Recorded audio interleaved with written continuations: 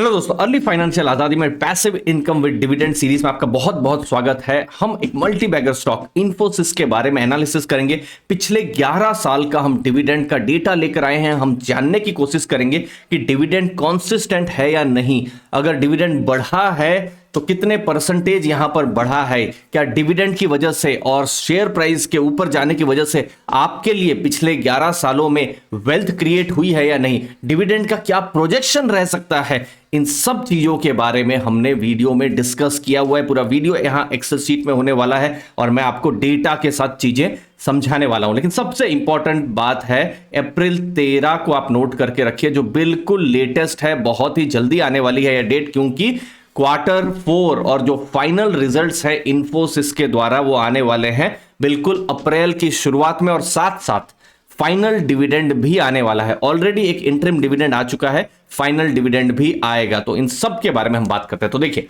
सबसे पहले यहां पर फाइनेंशियल ईयर 2013 से मैंने जो डेटा लिया हुआ है, आप देख सकते हैं उन्होंने डिविडेंड यहां डिक्लेयर किया था। जनरली इन्फोसिस की जब हम बात कर रहे हैं तो बोनस हमको एडजस्ट करना पड़ेगा। तो ये 42 रुपीज का यहां पर तब डिविडेंड आया हुआ था, लेकिन बोनस एडजस्टेड 5.25 है। कैसे है मैं आपको समझाता हूं।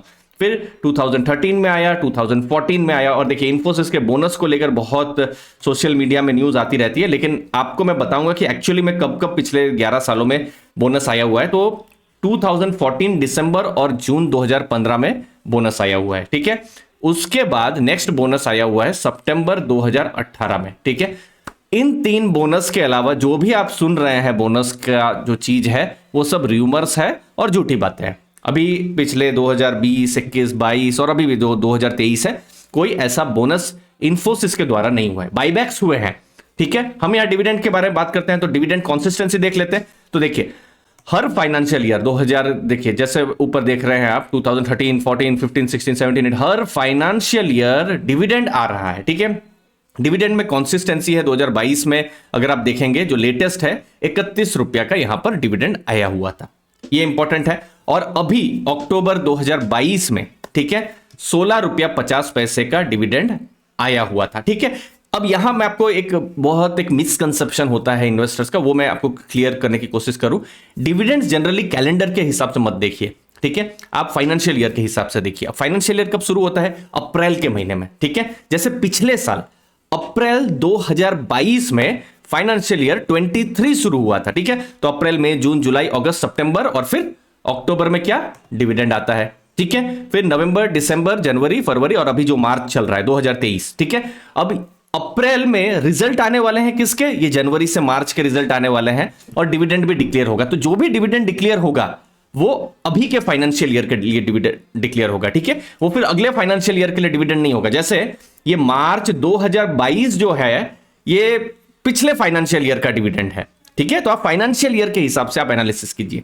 तो अगर आप देखेंगे अक्टूबर का ही जो डिविडेंड देखेंगे पिछले कुछ सालों से, जैसे 12 रुपया, 15 रुपया, 16.5 रुपया करके यहां पर डिविडेंड जो है हर साल में बढ़ रहा है। पिछले 3 सालों की अगर हम बात करें, यहां पर एक इंपॉर्टेंट, मैं यहां पर ग्राफ आपके सामने मैं लेके आया हूं।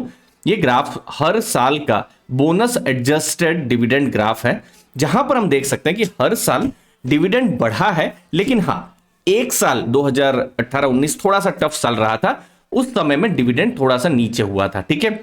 वही एक छोटा सा ब्लिप हमको देखने को मिल रहा है।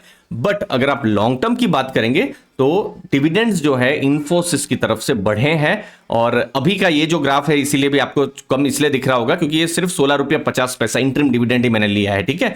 अभी फाइनल डिविडेंड अगर और ज्यादा बढ़ जाए तो फिर ये जो पीक जो आप देख रहे हैं ये और ऊपर भी जा सकती है। तो ये सिर्फ अभी का इंटरिम डिविडेंड का डेटा है। ये डेटा कम क्योंकि थोड़ा सा प्रॉफिट कम हुए थे, ठीक है। तो वो आपको ध्यान में रखना है।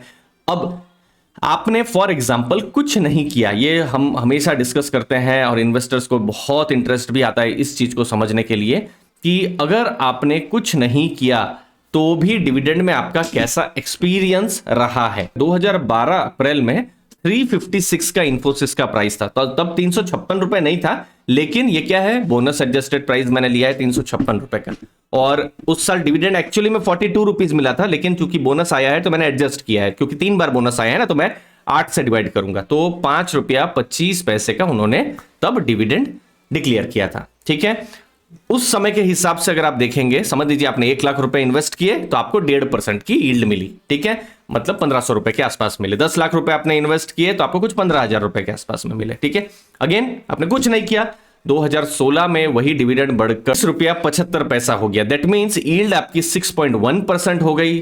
पिछला फाइनेंशियल ईयर अगर आप 2022 की बात करेंगे, यील्ड आपकी 8.7% हो गई। मतलब 1 लाख रुपया आपने इन्वेस्ट किया था, हर साल आपको डिविडेंड मिल रहा है। पहले साल आपको 1500 रुपया डिविडेंड मिल रहा था 1 लाख के हिसाब से, इस बार आपको 8,700 रुपया यहां डिविडेंड मिल रहा है। मतलब जैसे जैसे टाइम जा रहा है डिविडेंड भी उस हिसाब से बढ़ रहा है। और अभी भी अगर अच्छा ऐसा रहा, 16.5 है, अगर फाइनल डिविडेंड 31 से ऊपर हो जाए तो और भी अच्छी डिविडेंड यील्ड बन सकती है, ठीक है। तो ये चीज को भी ध्यान में रखना है। और इसीलिए मैं कहता हूं कि अच्छी कंपनियों में आपको डिविडेंड्स जो है वो बढ़ते हुए भी नजर में आ सकते हैं। और वो कंपनियां एक्चुअली में, देखिए अगर हम बीएससी की बात करें तो 5,000 के आसपास कंपनियां, लेकिन इंडिया में ऐसी बहुत कम कंपनियां ही हैं जिसके बारे में हमेशा हम अर्ली फाइनेंशियल आजादी में एनालिसिस करते रहते हैं। आपको वैल्यू मिल रही है तो चैनल को भी दोस्तों जरूर सब्सक्राइब करके रखिएगा दोस्तों। अब शेयर प्राइस के बारे में बात कर लेते हैं। 2012 अप्रैल, ठीक है, ऑलमोस्ट 11 साल हो गए हैं। एडजस्टेड प्राइस था 356 रुपए का, और अभी आप लेटेस्ट, अभी जब मैं वीडियो बना रहा हूं,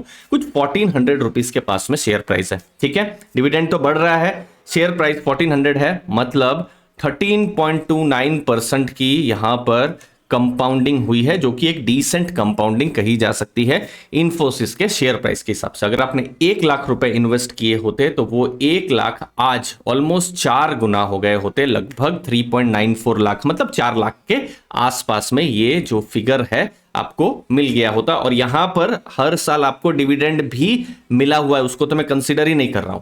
अब मैं आपको बताऊंगा जो सबसे इंपॉर्टेंट मैजिक है, वो है डिविडेंड किस हिसाब से ग्रो हुआ है। जैसे अप्रैल 2012 में एडजस्टेड कितना था, ₹5.25 का डिविडेंड था। पिछले फाइनेंशियल ईयर में कितना डिविडेंड था, 31 रुपीस का डिविडेंड था। डिविडेंड आप देखिए 17% के हिसाब से पिछले 11 सालों में इंक्रीज हुआ है। मैं एक और डेटा पॉइंट लेता हूं, चलिए आपने थोड़ा लेट इंटर किया, 2016 में अप्रैल में आपने इंटर किया, तो उस फाइनेंशियल ईयर में ₹12.88 का डिविडेंड जो था वो डिक्लेयर हुआ था। एडजस्टेड में बात कर रहा हूं। उसके हिसाब से भी देखेंगे तो पिछले अगर आप 7 साल में अगर आप देखेंगे तो 15% का डिविडेंड ग्रोथ है।